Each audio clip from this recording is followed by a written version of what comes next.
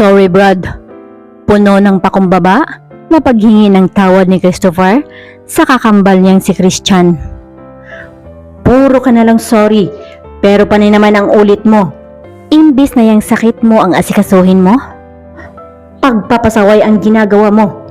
Paano ka gagaling kaagad kung hindi mo sinusunod ang payo ng doktor? Puno ng pangaral na salita ni Christian na sana'y pakinggan ng kanyang kakambal. Naging sakit na sa ulo si Christopher simula nung na-diagnose ito na may brain tumor. Ang sakit na namana pa niya mula sa kanilang daddy. Sa kasamang palad, namatay ang kanilang ama dahil sa brain tumor din. Ang daddy nila namatay pa rin matapos maoperahan dahil sa komplikasyon. Ramdam ni Christopher na hindi na rin siya gagaling at tanggap na niya iyon. Kaya naman, ini-enjoy niya na lang ang natira niyang buhay. At eto na naman, nasangkot na naman sa gulo si Christopher. Umusok sa galit ang lalaki. Inagaw daw ni Christopher ang jowa nito na dancer sa isang club. Kaya humantong sila sa suntukan. Nabugbog ang lalaki. Siya na ngayong naunang nanapak, siya pa ang may garang magdemanda. Malakas pa rin kasi si Christopher kahit may sakit na ito. Halos maubos na ang pasensya ni Christian. Ngunit pilit pa rin niyang iniintindi ang kakambal dahil nga may sakit ito kahit na minsan sumusobra na. Pero pilit pa rin niyang iniintindi kaya naman lahat ng kalat ni Christopher, si Christian ang tagawalis. Siyempre, magkapatid sila. Walang ibang magtutulungan kundi sila lang. Mommy na lang ang meron sila dahil nga ang daddy nila ay namatay din dahil sa brain cancer. Ang magkakambal na ngayon ang nagpapatakbo sa naiwang negosyo ng kanilang daddy. Kaya naman, habang maaga pa, kailangang magpagamot na ni Christopher bago pa mas lalo itong lumala. Ayaw niyang matulad sa kanilang daddy ang nangyari sa kanyang kakambal. Subalit, matigas ang ulo ni Christopher. Hindi na siya umasang may milagro pa na mangyari sa kanya. Kaya naman, malugod niyang tatanggapin ang kapalaran na ipinagkaloob ng Diyos sa kanya. Lumayo pansamantala si Christopher para maiwasan na rin ang araw-araw na lang ng sermon ng kanyang kakambal. Hindi niya na ito masisi dahil nag-alala naman ito sa kanya. At yun ay labis naman niyang ikinatutuwa dahil mahal na mahal siya ng kanyang kapatid. Isang maganda at tahimik na lugar sa bandang Visayas ang napiling puntahan ni Christopher. Isang maliit na nayon sa Samar, Leyte. Maliit, ngunit mayaman ito sa kalikasan. Tumuloy si Christopher sa isa sa mga kubo na nakahilira sa tabi ng dagat kung saan pagmamay-ari ni Lolo Oscar. Maliliit ang mga kubo, pero napaka-komportable nito tirhan. May maliit na kusina ito, maliit na banyo, at maliit na sala at isang komportable na maliit na kama. Bagay na bagay para kay Christopher na nag-iisa lang. Sa lugar na ito, tiyak makakamit niya ang peace of mind na kanyang hinahanap. Nakilala niya ang apo ni Lolo Oscar. Magandang dalaga. Balingkinitan, maputi ang balat nito. Natural na puti. Ni hindi man lang ito natablan sa tindi ng init na araw, lalo na at tabi sa dagat. Nagustuhan niyang dalaga. Andrea ang pangalan nito. Pangalan na bumabagay sa malaanghel nitong mukha. 22 years old ito. Bagamat tapos na sa pag-aaral, pero walang trabaho. Hindi niya kayang iwanan na mag-isa ang kanyang lolo. Kung kaya, imbis na magtrabaho sa malayo, mas pinili na lang niyang asikasuhin ang kanilang maliit na negosyo. Okay lang para kay Andrea. Masaya naman siya sa kanyang ginagawa. Nagluluto din sila ng pagkain para sa kanilang mga customer. Katuwang niya si Aling Marcela na matagal na nilang alalay. Hindi mawawala sa isip ni Andrea ang gwapong mukha ng pinakabago nilang bisita sa kubo, si Chris. Kakaiba ang hatid ng mga ngiti ng lalaki sa kanya. Sa bilis ng pangyayari, naging magkasintahan na pala sila. Nakaramdam si Christopher ng sobrang saya na hindi pa niya naranasan sa buong buhay niya. Sa maikling panahon, minahal niya ang dalaga. Ngayon, may dahilan na siya para lumaban sa kanyang sakit. Gusto niya ng mabuhay para sa nobya na mahal niya, na walang kamalay-malay na may malala pala siyang sakit na dinadala. Kahit si Christian, ramdam din ang malaking pagbabago ng kapatid. Naging masigla ang boses nito sa tuwing magkakausap sila sa cellphone. Kung kaya, hindi niya na ito pinilit na umuwi. Basta lang sinisigurado nito na hindi pinabayaan ang kanyang sakit. Ngunit, hindi na kayang ikubli ng saya ang sakit niya na patuloy sa paglala. Madalas na itong sumasakit ngayon at mas lalo pang tumitindi. Ayaw naman niyang iwan si Andrea, ngunit kailangan dahil gusto pa niyang mabuhay para sa dalaga. Umalis si Chris sa probinsya, ngunit nangako siyang babalik. Hindi pa rin niya sinabi na may malubha siyang sakit. Ayaw niya mag-alala ang dalaga. Basta ipinangako niya na babalik siya para tuparin ang ipinangako sa nobya na pakasalan siya. Gumuho ang mundo ni Christopher nang malaman na wala ng lunas ang sakit niya. Brad, tulungan mo ako. Nais ko pang mabuhay. Naghihintay sa akin si Andrea. Pinangako ko yun sa kanya na babalikan ko siya para pakasalan. Nadurog ang puso ni Christian. Hindi niya matatanggap na maaga siyang iwan ng kapatid. Kung nooy naoperahan ito ng maaga, siguradong gagaling pa ito.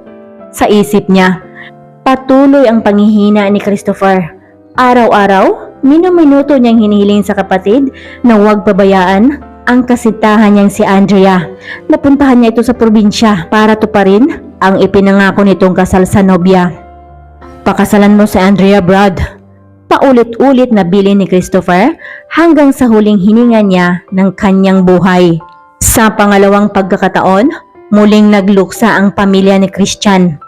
Sobrang lungkot ng kanyang mami na halos hindi na niya ito makakayanan. Matapos ang libing ni Christopher, naging busy na muli si Christian. Napakadami kasi ng trabaho na naiwan niya sa opisina. Salamat sa kanyang sekretarya na sobrang maasahan. Sekretarya pa ito ng namayapa niyang daddy. Kaya parang ina na rin ang turing niya dito. Pangalawa sa kanyang mommy. Ilang buwan pa ang lumipas, nakalimutan na ni Christian ang ipinangako niya sa kapatid. Napuntahan si Andrea. Pero nitong huli, gabi-gabi niyang napaniginipan ang pagsusumamo ng kapatid. Akala niya noong una, simpleng panaginip lang. Ngunit, naging madalas na ito na halos ayaw na siyang patulugin. Nangako ka, Brad. Nangako ka. Salita na paulit-ulit na umukil-kil sa isip ng binata. 4th death anniversary ni Christopher. Nagdesisyon si Christian na puntahan na ang lugar na sinabi ng kanyang kakambal para hanapin ang babaeng nagngangalang Andrea. Bungad pa lang, namangha na kaagad si Christian. It looks like a paradise. Saka pa niya napagtanto kung bakit ginusto ni Christopher na mananatili sa lugar na ito. Patuloy ang paghanga niya sa paligid. It's a perfect place. Wow! Mga salitang kusa na lang lumabas sa kanyang bibig. Hanggang sa nabangga niya ang isang maliit na bata. Natumba ito. Kaagad niyang sinakluluhan ang bata. It's your fault. Mag-sorry ka sa akin. Hindi ka kasi tumitingin sa nilalakaran mo eh. Galit na tura ng bata. Namilog ang mga mata ni Christian nang matitigan ang bata sa malapitan. Nakikita niya ang kanyang sarili sa batang ito. Namamalikmata ba siya? Kamukhang kamukha talaga niyang bata nung ganito pa siya kaliit noon. Pero ang ugali nito, mukhang kaugali ni Christopher. Mainitin ang ulo. OMG! Kinikilabutan si Christian ng isa pang bata ang sumulpot. Nakamukha rin ng batang nakabanggaan niya. Galit ito. Ipinagtanggol nito ang kapatid na noon ay nabalot ng buhangin ang katawan. Napanganga na lang si Christian Dahil ngayon, dalawang bata na nakamukha niya ang lumapit sa kanya na alam niyang magkakambal ang mga ito. At ngayon, inumpisahan na siyang pagtulungan ng dalawa. Imbis na maggalit si Christian, natatawa na lang siya. Naalala niya nung maliit pa sila ni Christopher. Hindi pa man siya makahuma sa sobrang pagkamangha, nang isa pang bata ang lumapit, nakamukha rin ng dalawang bata na kanyang nakasagupa. Sinaway nito ang kanyang mga kapatid. Itong bata ang pumukaw sa kanyang atensyon. Sa tatlong bata, ito ang pinakamabait. Naalala niya ang kanyang sarili sa batang ito. Tuwang-tuwa si Christian habang pinamasdan ang tatlong mga bata. Pinagalitan ng bagong dating na bata ang dalawa niyang mga kapatid na nag-aaway. Saka pananahimik ang tatlo nang marinig ang boses ng isang babae. "Enough, boys!" Nang paglingon ni Christian, isang malaanghel na mukha ng babae ang kanyang nabungaran. Biglang nanlaki ang mga mata ni Andrea. Sandaling tuwa ang gumuhit sa mukha nito, ngunit kaagad na naglaho. Ito kaya ang ina ng mga bata? Sa isip niya. "Hi! Ang cute ng babies. Are you the mother?" Tanong ni Christian, ngunit hindi man lang siya sinagot ng babae. Ang kaninang galit na mukha ng babae, ngayon ay mas lalong tumindi pa. Hindi sumagot ang babae, bagkus tinapunan lang siya ng nakakamatay na mga titig. "Let's go, kids!" Tawag ng babae. Sumunod naman kagad ang tatlong mga bata. Habang siya, nakasunod din sa likod ng mga ito. Samantala, kanina pa nagngingit-ngit sa galit si Andrea. Alam niyang nakabuntot ang lalaki sa kanilang likuran, pero wala siyang balak na batiin ito. Bagamat halos lumuwa ng puso niya dahil sa sobrang saya, pero hanggat hindi ito mag-sorry sa kanilang mag-iina, hindi niya ito babatiin. Manigas siya sa isip ni Andrea. Nagtanong ang lalaki kung saan siya pwedeng magpapalipas ng gabi. Bakit nangangapa ang lalaking ito? Napati siya hindi na maalala nito. May amnesia ba ito? Sa isip ng dalaga. Pero kung meron, bakit niya natuntun ang lugar na ito? Hanggang sa hindi na siya nakapagtimpi. "Ano, may amnesia ka ba?" Diretsahang tanong ng babae. Umiling ito. "May hinanap lang kasi ako dito. Si Andrea." Mas lalong naguguluhan si Andrea. Dahil siya nga si Andrea. Hindi ba siya naalala ng kasintahan niyang ito? Papaanong hindi siya makilala nito? Hindi matanggap ni Andrea ang dalang balita ni Christian. Halos 4 na taon siyang naghihintay dahil sa pangako nitong babalikan siya. Pero bigo siya hanggang sa kinamuhianan niya ito. Wala pala siyang kamalay-malay na ang taong isinumpa niya ay matagal na palang patay. Hagulhol ni Andrea na punong-puno ng panghihinayang. Isinalaysay ni Christian ang tungkol sa huling hiling ng kakambal. Kaya pala hindi siya pinapatahimik ng kakambal dahil may 3 supling pala ito na nangangailangan ng kanyang pag-aaruga. Kaagad niyang inalok ng kasal ang dalaga. Hindi kaagad pumayag si Andrea. Kahit magkamukha si Christopher at Christian, pero magkaiba pa rin ang mga ito. Hanggang sa huli, pumayag na rin siya para sa ikatatahimik ng kaluluwa ni Christopher. Siguradong matutuwa ito sa kabilang mundo dahil ang pamilyang iniwan niya ngayon ay nabubuo na rin. Pagkalipas ng 1 taon, matapos ang kasal ng dalawa, muling nagsilang si Andrea ng 2 malulusog na baby girl.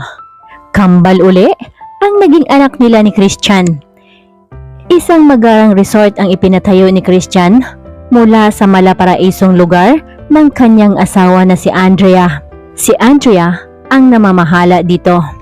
Habang tumatagal, mas lalong nakilala ang lugar nila na ngayon ay dinadayo na ng iba't ibang klaseng mga tao sa iba't ibang panig ng mundo.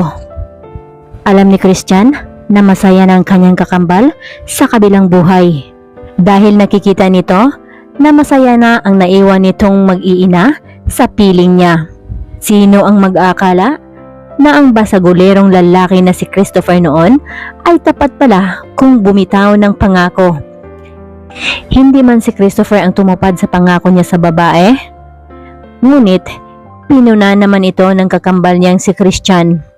Ang mag-asawa ay masayang pinagpatuloy ang buhay kasama ang 5 nilang mga anak. Thank you for listening once again. Until next, and God bless.